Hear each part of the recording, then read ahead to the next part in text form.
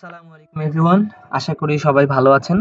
English অ্যাডভেন্টের sentence making সিরিজে আপনাকে আমন্ত্রণ জানাচ্ছি। আজকের এই সিরিজে আমরা শিখব বা আজকের এই ক্লাসে আমরা শিখব যে সেন্টেন্স কিভাবে তৈরি করতে হয়।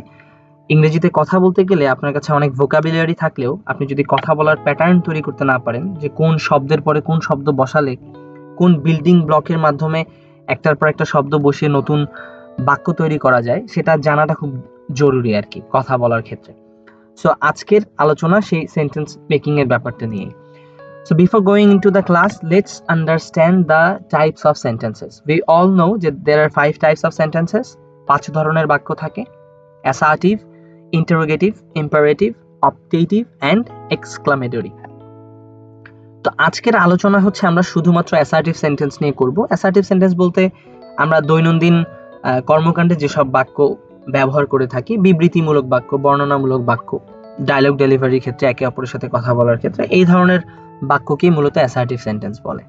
তো এই অ্যাসার্টিভ সেন্টেন্স আসলে দুই প্রকার, অ্যাফার্মেটিভ আর হচ্ছে নেগেটিভ। তো অ্যাফার্মেটিভ মানে হ্যাঁ বোধক, নেগেটিভ মানে না বোধক, এটা অলমোস্ট ক্লিয়ার সবাই। যেমন আই ডু, আমি করি, এটা হ্যাঁ বোধক শব্দ, কারণ এখানে কোনো না নেই। আই ডোন্ট, আমি করি না, এটা না বোধক শব্দ, অর্থাৎ নেগেটিভ সেন্টেন্স। সো অ্যাফার্মেটিভ আর নেগেটিভের মধ্যে আজকে স্পেসিফিক্যালি আমরা অ্যাফার্মেটিভ নিয়ে কথা বলবো, অর্থাৎ অ্যাফার্মেটিভ বাক্যগুলোকে কিভাবে সাজাতে হয়। তো যে কোনো বাক্য, স্পেশালি অ্যাফার্মেটিভ, আমরা সাজানোর ক্ষেত্রে এই আর কি স্ট্রাকচারটা ফলো করব, সাবজেক্ট ভার্ব অবজেক্টের স্ট্রাকচারটা। অর্থাৎ যে কোনো বাক্যই আসলে তৈরি হয় সাবজেক্ট ভার্ব এবং অবজেক্ট দিয়ে। এরপরে এক্সট্রা ইনফরমেশন ইন বিটুইন, সাবজেক্টের পরপর কিছু থাকতে পারে এবং সবার শেষেও থাকতে পারে, ইটস আ ডিফারেন্ট স্টোরি।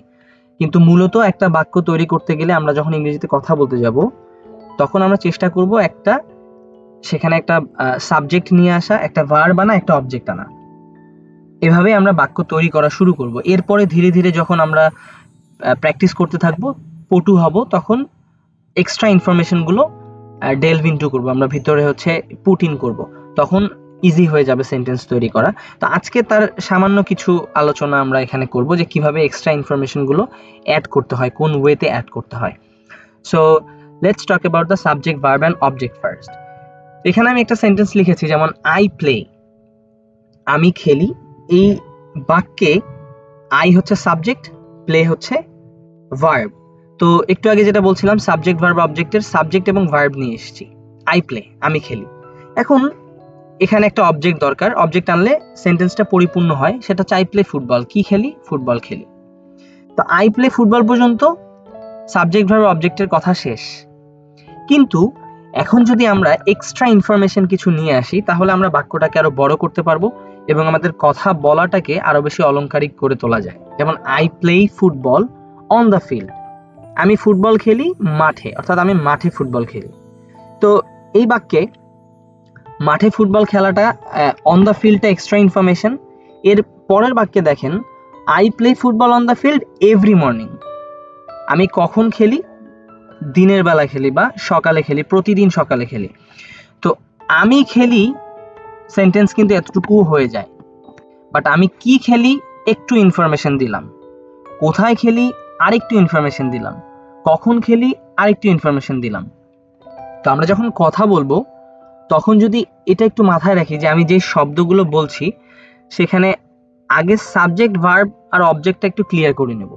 শুরুর দিকে এটা একটু কষ্ট হবে, বাট ধীরে ধীরে যারা নতুন শিখছেন, আস্তে আস্তে এটা আয়ত্তে এসে যায়। তো আমি ফুটবল খেলি, এরপরে আমরা চেষ্টা করব নতুন ইনফরমেশন ঢোকানোর, যে কোথায় খেলি, কি খেলি, কখন খেলি। এই ম্যানার প্লেস টাইম নিয়েও আমরা ইনশাল্লাহ সামনে আলোচনা করব আর কয়েকটা স্লাইড পরেই। বাট আরেকটা এক্সাম্পল আমরা একটু দেখে নিই, যেমন আই ইট সাবজেক্ট এবং verb, then I eat rice subject verb object. That means এখানেও সেম সাবজেক্ট ভার্ব অবজেক্ট আমি ব্যবহার করে ফেলাম, আই ইট রাইস। এখন আমি সেন্টেন্সটাকে বড় করতে চাই। বড় করার জন্য আমাকে একটু এক্সট্রা ইনফরমেশন আনতে হবে। আমি ভাত খাই, কখন খাই? এভরিডে, প্রতিদিন খাই। এরকম আর একটা ইনফরমেশন নিয়ে আসি, কয়টায় খাই? 1:30টায় খাই, at 1:30 PM। I eat rice every day at 1:30 PM। আমি ভাত খাই, আমি প্রতিদিন ভাত খাই দুপুর 1:30টায়। এই যে একটু অতিরিক্ত ইনফরমেশন আনলাম, সেন্টেন্সটা বড় হয়ে গেল। এখন অতিরিক্ত ইনফরমেশন আপনাদের মাথায় প্রশ্ন আসতে পারে, কিভাবে আনবো, কোনটার পরে কোনটা আনবো, it will be a problem, right? But ওইটা বোঝার জন্য let's understand the manner, place and time.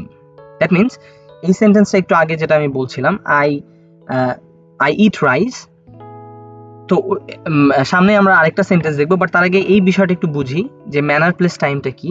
Manner place time হচ্ছে, ম্যানার মানে হচ্ছে কিভাবে, সহজ কথা কোন ওয়েতে কিভাবে কোনো একটা কাজ করা হচ্ছে। প্লেস আমরা জানি জায়গা বোঝানো, অ্যান্ড দেন টাইম, টাইম মানে হচ্ছে সময়। তো আমরা যদি সাবজেক্ট ভার্ব অবজেক্ট আনার পরে এই ম্যানার প্লেস টাইমটাকে একটু খেয়াল করি, সেন্টেন্সে বাক্যে ইনক্লুড দিই, তখন কিন্তু বাক্য অটোমেটিক্যালি বড় হবে। যেমন এই এক্সাম্পলটা একটু লক্ষ্য করা যেতে পারে, হি কমপ্লিটস দ্য ওয়ার্ক, সে কাজটি শেষ করেছে। বাক্য কিন্তু এই পর্যন্তই বলা যায়, হি কমপ্লিটস দ্য ওয়ার্ক। তো ইংরেজিতে আমি যখন কথা বলতে যাচ্ছি, তখন যদি আমার বাক্য এতটুকুতেই শেষ হয়ে যায়, তাহলে কিন্তু ফ্লোটা ধরে রাখা একটু টাফ হয়ে যায়। মানে আরো কথা কোথা থেকে আনবো, তখন আসতেছে ম্যানার প্লেস টাইম, MPT। এই সূত্রটা মনে রাখতে হবে, MPT। তো দেখেন, হি কমপ্লিটস দ্য ওয়ার্ক, এরপরে কি আসবে? ম্যানার, ম্যানারটা কি? প্রফেশনালি, সে কাজটি শেষ করেছে পেশাগতভাবে। কিভাবে? ম্যানারটা কেমন ছিল? প্রফেশনালি। এরপরে হচ্ছে MPT, পি মানে প্লেস, কোথায়? In the meeting, he completes the work professionally in the meeting, সে পেশাগতভাবে কাজটি সম্পাদন করেছে মিটিংয়ে, অর্থাৎ আলোচনা সভায়। আচ্ছা, এরপরে কি? MPT, টি ফর টাইম, কখন? উইদিন 1 আওয়ার, বা কোন সময়, কতটুকু সময়, অর্থাৎ সময়ের যে ইন্ডিকেশন, সময়ের যে ধারণা, সেইটুকু নিয়ে আসলেই হবে, উইদিন 1 আওয়ার, 1 ঘন্টার মধ্যে। দেন হি কমপ্লিটস দ্য ওয়ার্ক, হি হচ্ছে subject, completes verb, the work object, subject verb অবজেক্টের পার্ট শেষ। এরপরে আসবো আমরা ম্যানার প্লেস টাইম, ম্যানারটা কি? প্রফেশনালি। দেন প্লেস হচ্ছে ইন দ্য মিটিং, টাইম হচ্ছে উইদিন 1 আওয়ার, 1 ঘন্টার মধ্যে। দেখেন আমার সেন্টেন্সটা ছোট্ট ছিল, কিন্তু এখন অটোমেটিক্যালি সেন্টেন্সটা বড় হয়ে গেল, he completes the work professionally in the meeting within 1 hour. So এই ম্যানার প্লেস টাইমের কনসেপ্টটা ব্যবহার করে সেন্টেন্সকে কিন্তু বড় বানানো যায়, যে কোনো সেন্টেন্সকে। আরেকটা এক্সাম্পল আমরা এখানে দেখতে পারি, যেমন এই সেন্টেন্সটা, যেমন Khalid solved the matter, Khalid solve the matter. এখন খালিদ সলভ দ্য ম্যাটারেই কিন্তু বাক্য শেষ, সাবজেক্ট, সলভড হচ্ছে ভার্ব, দ্য ম্যাটার অবজেক্ট। এরপরে এক্সট্রা ইনফরমেশন আগের মতো, সেটা কি হচ্ছে? কানিংলি, কিভাবে? চতুরতার সাথে, দক্ষতার সাথে। কানিংলি মানে হচ্ছে চতুরতার সাথে, ধূর্ততার সাথে, সতর্কতার সাথে। ইন দ্য রুম, প্লেস, কোথায়? In the room. টাইম, টি, কখন? বিফোর লেটিং এনিওয়ান নো, কেউ জানার আগেই। সময় নির্দেশক শব্দ যে কোনো কিছু বসাতে পারেন, সময় নির্দেশক যে কোনো বাক্যাংশ বা ফ্রেজ বসাতে পারেন, that will not be a problem. So ম্যানারটা হচ্ছে কানিংলি, প্লেসটা MPP তে প্লেস হচ্ছে ইন দ্য রুম, টিটা হচ্ছে বিফোর লেটিং এনিওয়ান নো, অর্থাৎ কোনো কেউ জানার আগে। টাইমটা হচ্ছে কখন? কারো জানার আগে। তো Khalid solve the matter cunningly in the room before letting anyone know, Khalid সমস্যাটাকে সমাধান করে ফেলেছে চতুরতার সাথে, তার কক্ষের মধ্যেই, কোনো কেউ জানার আগেই। এটাকে বাংলায় ট্রান্সলেট করতে গেলে আরো অন্যভাবে সাজানো যায়, বাট আমি জাস্ট বোঝানোর জন্য বললাম। So this is actually the thing, you can make your own sentences, right? তো যদি এভাবে সাবজেক্ট ভার্ব অবজেক্ট ব্যবহার করার মাধ্যমে এরপরে সাথে এক্সট্রা ইনফরমেশন ম্যানার প্লেস টাইমের রূপে বসানো যায়, প্রতিদিন দুইটা তিনটা করে হচ্ছে হাতে লেখা যায়, প্র্যাকটিস করা যায়, তখন এটা খুব ইজি হয়ে যাবে for anyone to understand and know the making of sentences. So এরপরে আমি এটার উপরে ধীরে ধীরে আরো কিছু সিরিজ বানাবো সেন্টেন্স মেকিং এর উপরে। তো যদি এটাকে কেউ ফলো করতে পারেন, তাহলে সবাই খুব দ্রুতই বুঝে যাবেন কিভাবে বাক্য তৈরি করতে হয়। তো আশা করি ভিডিওটি আপনাদের কাজে লেগেছে এবং আপনারা প্র্যাকটিস করবেন। And for the next video, stay good, stay safe. Thank you for watching.